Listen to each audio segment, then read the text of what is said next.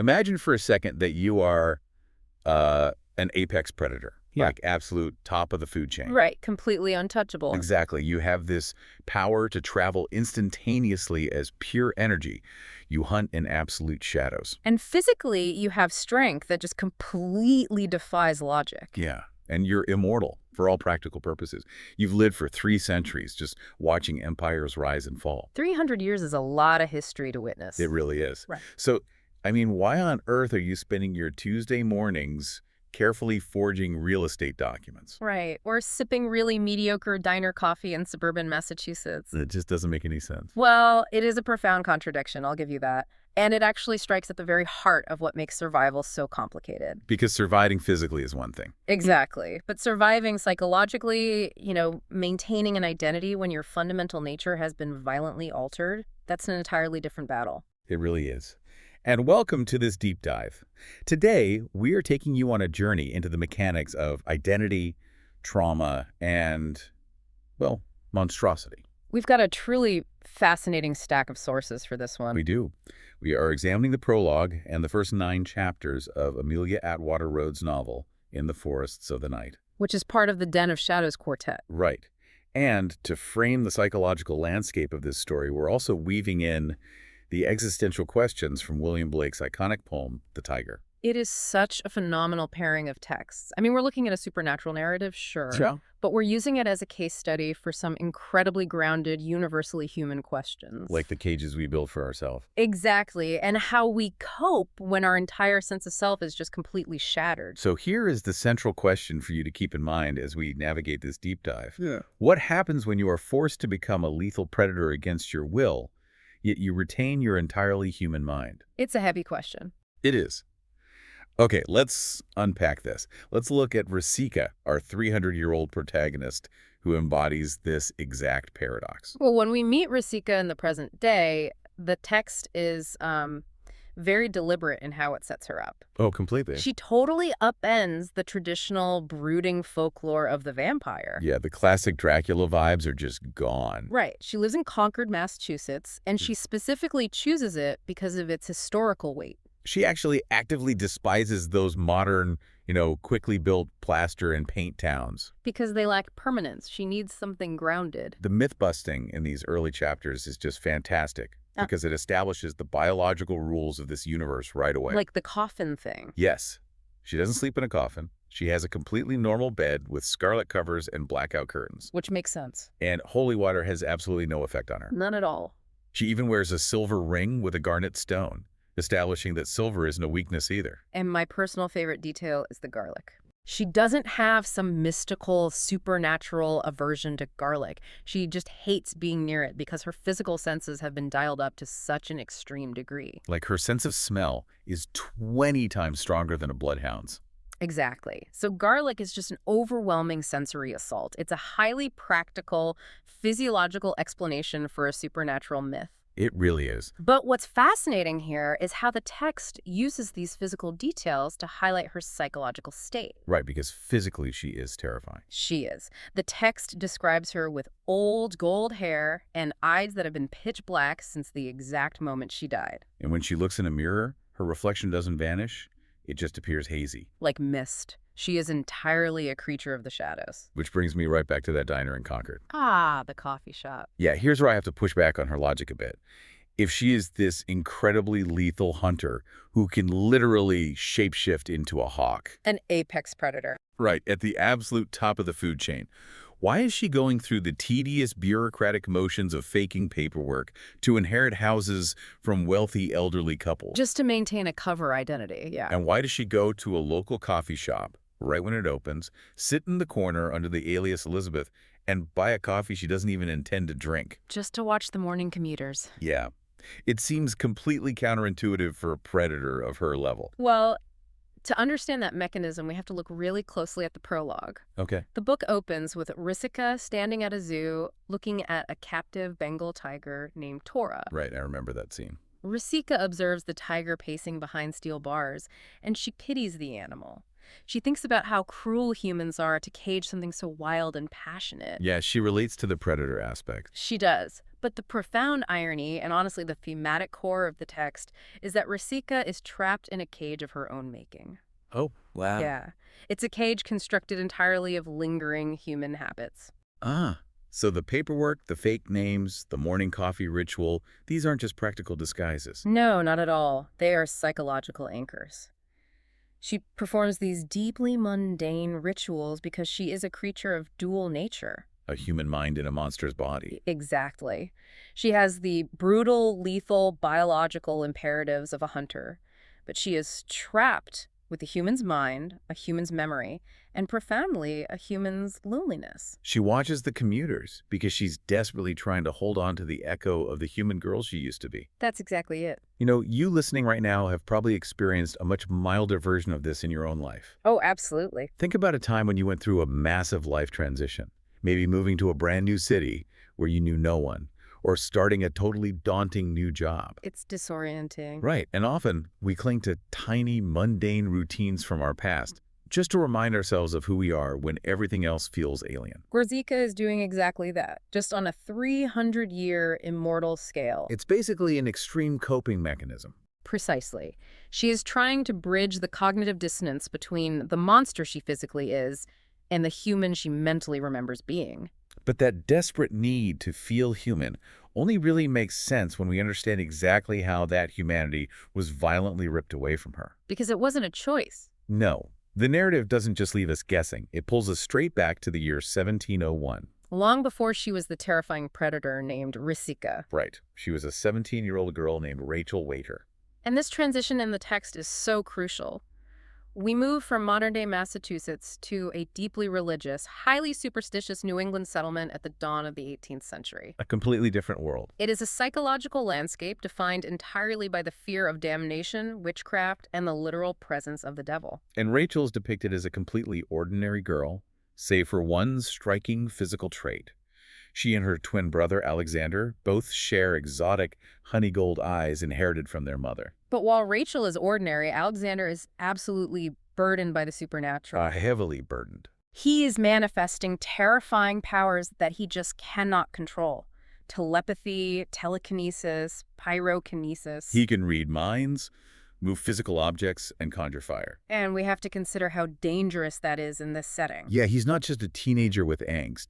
He is a teenager in a Puritan society where these abilities are a literal death sentence. The text gives us this heartbreaking scene where their half-sister, Lynette, is badly burned when flames leap from the hearth. And Alexander is utterly convinced his pyrokinesis caused it. He stares at Rachel and asks, "Am I damned?" He is too terrified to even speak to a cleric about it. Because he genuinely believes his soul already belongs to the devil. That guilt is really the central mechanism of this whole flashback, isn't it?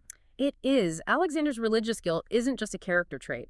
In this universe, it acts as an active vulnerability. Like a beacon. Yeah, it is like leaving your emotional front door wide open in a neighborhood full of predators. And into this fraught, highly charged dynamic walks a predator named Aubrey Carew. Aubrey is such a striking disruption. He really is. He shows up at their door wearing a crimson shirt, and the text specifically notes how incredibly expensive and rare that dye would be in 1701. And he has these hypnotic, terrifying black eyes. He interacts with Rachel just briefly and hands her a black rose. And when she takes it, a thorn cuts her hand, drawing a single drop of blood. On the surface, it feels like a brief, almost polite interaction. But mechanically, within the lore of the world, it is a catastrophic turning point. To me, accepting the black rose is like unwittingly signing a predatory contract without realizing the ink you're using is your own blood. That's a great way to put it. But here's where it gets really interesting. The tragic irony of who is actually targeted. Right, because Alexander is the one who actually possesses supernatural powers. He's the one who hears voices and manipulates fire. But Aubrey doesn't target Alexander. No, he targets the totally ordinary, powerless Rachel. Why is that? Well, if we connect this to the bigger picture of how predators operate, it actually makes perfect sense. Okay, how so? Alexander was terrified, yes, but because he believed he was damned, he was hypervigilant. He was always on guard. Exactly. He even warns Rachel that there are creatures in the dark that would damn a soul simply for spite. So his fear acted as a shield. Yes. Rachel, however, was completely naive. She was protected by her perceived normalcy. So the true tragedy isn't just that Aubrey set a trap. It's that Rachel had absolutely no idea she was playing a lethal game with immortals until the jaws had already snapped shut. Oh, man. Which catapults us right into the alleyway confrontation. Yeah. The violent severing of Rachel's humanity. Because Alexander, despite his absolute terror of the supernatural, sneaks out at night to confront these creatures and protect his sister's soul. And Rachel secretly follows him and watches from the shadows. She sees Alexander meet Aubrey and another vampire, Ather. And Ather is a genuinely terrifying architect of trauma. She really is. She wears a black silk dress, a silver snake bracelet with ruby eyes, and she just views humans as entirely disposable playthings. Alexander is so desperate here. He offers himself up, saying, "If you need to fight someone to heal your pride, fight me." But Ather doesn't even entertain the negotiation. No, she just laughs, looks at Aubrey, and tells him to deal with the distraction. And Aubrey simply draws a knife, steps seamlessly into the shadows behind Alexander, and stabs him. Just like that. The violence is instantaneous and deeply intimate. It shatters Rachel's reality in a fraction of a second. And while Rachel is paralyzed by the shock of watching her twin brother fall, Ather moves in. Ather forces Rachel to drink her vampiric blood. And Rachel fights back with everything she has. She is literally fighting to save her immortal soul from what she believes is a demon. But she's completely physically overpowered. Ather's fangs pierce her throat, the blood forces its way in, and Rachel dies. But the physical death is only the first phase of the transformation. Right. The psychological death is far more rigorous. Because she doesn't stay dead. She wakes up agonizingly thirsty, and she is in a windowless room made entirely of mirrors. She doesn't even recognize the creature staring back at her. The face in the glass has pale skin and pitch black eyes. And Ather is standing there, just delivering this brutal monologue. She tells her that Rachel is dead, and she is now Risika of Silver's bloodline. And when Rachel refuses to drink human blood, when she screams that she will not sell her soul to save her life, Ather tells her it just doesn't matter. Ather claims her soul is already damned because her blood fell on Aubrey's black rose. Ather tells her it was the equivalent of signing the Devil's Book. Now, this raises an important question regarding the mechanics of this universe. Why the elaborate theatrics? Yeah. Ather possesses overwhelming physical dominance. She could have simply dragged the starving Rachel into the streets, handed her a human victim, and let biological instinct take over. Exactly. So why transport her to a room made of mirrors? Why systematically break her using the specific religious terminology of a Puritan upbringing? It feels so intentional. Ather isn't just letting instinct do the work, she is actively performing psychological surgery. Yes. Because Ather isn't just turning a human into a vampire. She is forging a weapon. Oh, wow. The mirrored room is a mechanism explicitly designed to induce total ego death. By forcing Rachel into a room where every single surface reflects her new, monstrous form. Ather creates an inescapable cognitive dissonance. Rachel cannot look away from the physical reality of what she has become. She is literally trapped with her own reflection. Yes. And then Ather weaponizes Rachel's own religious framework against her. The Black Rose. Right. The claim about the Black Rose being a contract with the devil might be literal magic, sure, but it is far more effective as psychological gaslighting. Ather convinces Rachel that the battle for her soul is already over, and she has lost. By convincing her she is already damned to hell, Ather effectively removes the moral barrier to killing. Because if you are entirely lost, what does one more sin matter? Exactly. The text explicitly notes that Risika's bloodline derives its immense power from the agony of transformation. Because Rachel was forced to remain fully conscious during the death of her own humanity. That specific, concentrated trauma forged Risika into an exceptionally powerful apex predator. So the immense strength Risika possesses today wasn't some gift, it was the direct byproduct of being psychologically broken. Yes, and that forged weapon brings us crashing right back into the present day. Because Risika is no longer that terrified 17-year-old girl. She openly states that there are maybe 5 or 6 vampires on the entire planet stronger than she is. But the trauma of 1701 is a ghost that refuses to stay buried. And it erupts into a full-blown Cold War on the streets of New York City. The geopolitical landscape of immortal society is entirely dictated by territory and power dynamics. And when Risika hunts in New York, she realizes she has inadvertently crossed into Aubrey's domain. She is confronted by a human servant of Aubrey's named Ryan. He tries to order her out, actually drawing a gun and then a knife. Bad idea. Yeah. Risika disarms him with almost boring ease, reads his mind to confirm his allegiance to Aubrey, and then she makes a choice that completely contradicts her quiet coffee shop persona. She doesn't slip away into the shadows. No. She kills him. She drinks his blood, tastes the lingering magical trace of Aubrey's control in his veins, and leaves his drained body right there on the New York pavement. It is a massive, calculated escalation. She is essentially throwing a grenade into the established political hierarchy. And Aubrey's retaliation is swift and deeply theatrical. Risika returns to her safe haven in Concord, Massachusetts, that's her anchor, to find a perfectly formed black rose resting on her scarlet comforter. Underneath it is a crisp white florist card that simply reads, "Stay in your place, Risika." It is a brilliant psychological strike. It violates the one space where she actually attempts to feel human. It's the immortal equivalent of a mob boss leaving a severed horse's head in your bed. It really is. It is a direct, deeply intimate threat saying, "I can reach you wherever you hide." And how does Risika respond? She burns the card, scoops the ashes into a plastic bag, and drops it on the front steps of Café Sangre, a known vampire hangout deep in Aubrey's territory. She completely refuses to submit to the hierarchy. But Aubrey understands exactly what her true vulnerabilities are. Which leads to the trap at the Ambrosia Club. Right. Risika visits this club in New York and finds a young vampire dying in absolute agony at the bar. He had fed on a Triste witch. Now, Aubrey uses a Triste witch, which, for those unfamiliar with the lore, is essentially a biological landmine. They look exactly like normal, vulnerable humans. But their blood is highly toxic to vampires. Aubrey had deliberately thrown this witch out of his territory, knowing someone would take the bait. But the witch left a note behind with the poisoned vampire. And then the note was addressed specifically to Rachel, Ather's fledgling. That is the pivotal moment of the modern narrative. It isn't just a territorial dispute anymore. No. When Risika hears that name read aloud, something inside her just snaps. She thinks to herself, "I am not Rachel, and I can never be Rachel again.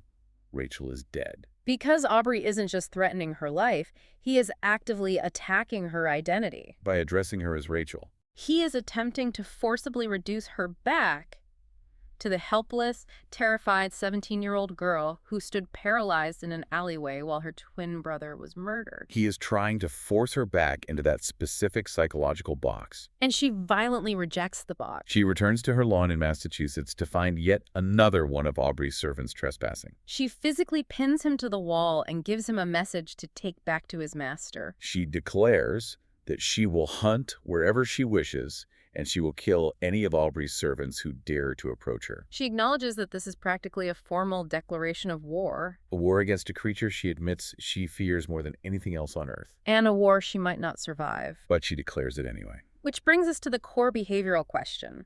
Why does she do it? Why risk absolute destruction over what started as a simple territorial boundary? Well, on the surface level of vampire society, showing fear means becoming prey, right? If you demonstrate weakness, you invite the hunt. But on a much deeper psychological level, this entire conflict is about agency.